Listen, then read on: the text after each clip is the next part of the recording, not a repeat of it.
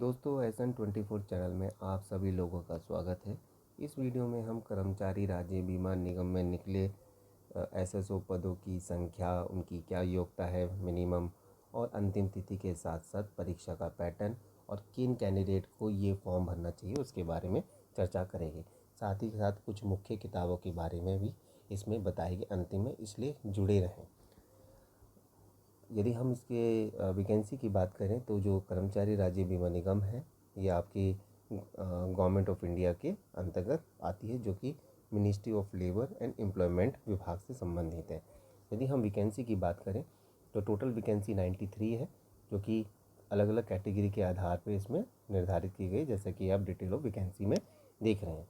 यदि हम इसकी मिनिमम क्वालिफ़िकेशन की बात करें तो कौन कौन इसको अप्लाई कर सकते हैं, तो इसमें जो है मिनिमम क्वालिफ़िकेशन है, यानी कि इसमें डिग्री मांगी है।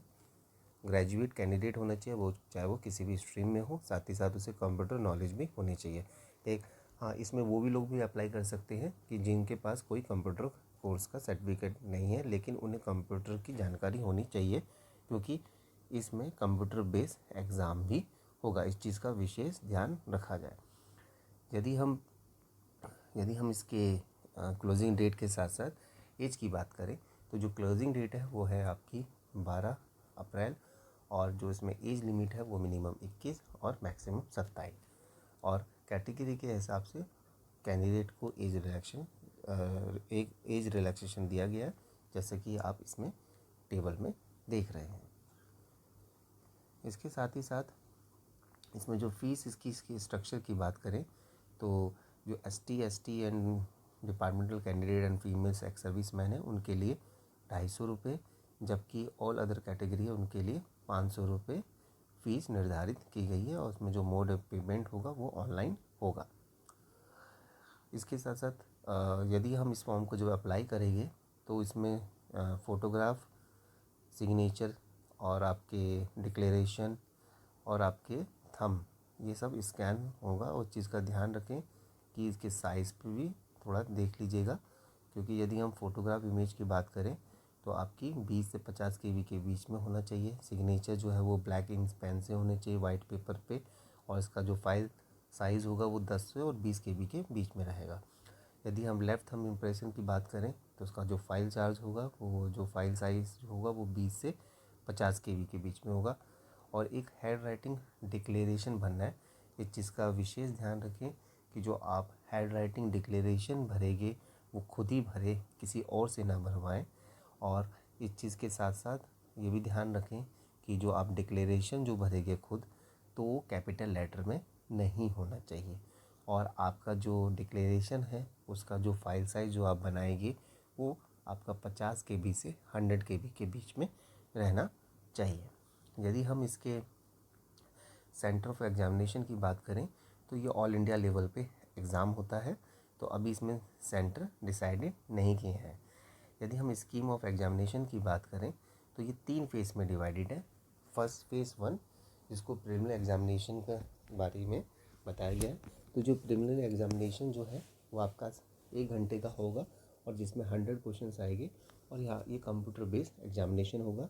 और जो ये प्रिलिमिनरी एग्जामिनेशन है ये 3 सेक्शन में डिवाइडेड है, जिसमें आपकी इंग्लिश, रीजनिंग एंड एप्टीट्यूड कि इसमें 35 क्वेश्चन आएंगे, जो 20-20 मिनट के ड्यूरेशंस में होंगे, और 6 घंटे का ये पेपर होगा। जो प्रीलिमिनरी एग्जामिनेशन है वो केवल क्वालिफाई है, और इसमें वो सीट के अकॉर्डिंग इसमें कैंडिडेट को क्वालिफाई किया जाएगा, यानी कि 93 सीट है, तो लगभग 930 कैंडिडेट को मेंस एग्जामिनेशन के लिए क्वालिफाई किया जाएगा। इस चीज़ का भी ध्यान रखा जाए कि इस एग्जामिनेशन में नेगेटिव मार्किंग है 1/4। यदि हम मेन एग्जामिनेशन की बात करें तो फेज़ 1 से जो क्वालिफाई कैंडिडेट 930 कैंडिडेट होंगे वो मेन एग्जामिनेशन देंगे, और जो मेन एग्जामिनेशन होगा उसको 4 सेक्शन में डिवाइडेड किया गया है, जैसे कि आप टेबल में देख रहे हैं, जिसमें नंबर ऑफ़ क्वेश्चन जो होंगे वो 150 होंगे, और जिनकी संख्या की जो मैक्सिमम जो मार्क्स की जो होगी वो 200 होगा, और जो ड्यूरेशन जो एग्जामिनेशन का है वो 2 घंटे का होगा।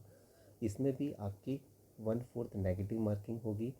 और इस चीज़ का विशेष ध्यान रखें कि जो सिलेक्शन का जो मेन प्रोसेस है वो मेन एग्जामिनेशन के आधार पे ही फाइनल मेरिट बनेगी। और मेन एग्जामिनेशन के आधार पर रेशियो 5 के अकॉर्डिंग, यानी कि एक सीट पे 5 कैंडिडेट के बेस पे इसको क्वालिफाई करेंगे। किसके लिए? फेज़ थर्ड के लिए, जो कंप्यूटर स्किल टेस्ट और डिस्क्रिप्टिव टेस्ट होगा। तो आप जब फेज़ थर्ड में आएगी तो जो फेज़ थर्ड है उसको भी 2 सेक्शन में डिवाइडेड किया है। और जो फेज़ थर्ड है ये केवल क्वालिफाई टेस्ट होगा, जो इसमें आपके 50 मार्क्स जो होगा वो 30 मिनट ड्यूरेशंस में, जिसमें आपके कंप्यूटर स्किल का टेस्ट होगा। जबकि डिस्क्रिप्टिव पेपर इंग्लिश का होगा, जिसमें आपके लेटर राइटिंग एंड ऐसे होगा, ये भी आधा घंटे का होगा। और जो कैंडिडेट CST और आपके डिस्क्रिप्टिव पेपर इंग्लिश में क्वालिफाई हो जाएंगे तो उनकी जो मेरिट जो बनेगी वो मेन एग्जामिनेशन के आधार पर बनेगी। ठीक है। और यदि हम यदि हम इसके डिटेल्स की अगर और बात करें तो मैं चाहूँगा कि जो कैंडिडेट SSC ग्रेजुएट लेवल या बैंकिंग सेक्टर की तैयारी कर रहे हैं उन्हें ये एग्ज़ाम देना चाहिए, क्योंकि इसमें जो पेपर जो डिसाइडेड होगा वो मैथ और इंग्लिश ही डिसाइडेड होगा। इसके साथ ही साथ अगर हम प्री की बात करें तो मार्केट में इंग्लिश लैंग्वेज और आपकी क्वांटिटी एप्टीट्यूड की बहुत सारी किताबें आती हैं, जैसे RS अग्रवाल और बहुत सारी इंग्लिश की बुक्स आती हैं, तो वो आप इसमें बुक्स ले सकते हैं। जब भी हम मेंस की बात करें तो मेंस के लिए आपके इसमें जनरल अवेयरनेस से रिगार्डिंग की अगर मैं बात करूं तो आप कोई सी भी प्रतियोगिता दर्पण, क्रॉनिकल या इंश्योरेंस अवेयरनेस से बहुत सारी किताबें मार्केट में अवेलेबल है, वो किताबें ले सकते हैं। लेकिन इस चीज़ का विशेष ध्यान रखिए, जो कैंडिडेट की मैथ और इंग्लिश अच्छी है वही इस फॉर्म को अप्लाई करें। तब तक के लिए धन्यवाद। अगली वीडियो में मैं संबंधित नई पदों के बारे में आप लोगों को बताऊंगा। तब तक के लिए धन्यवाद।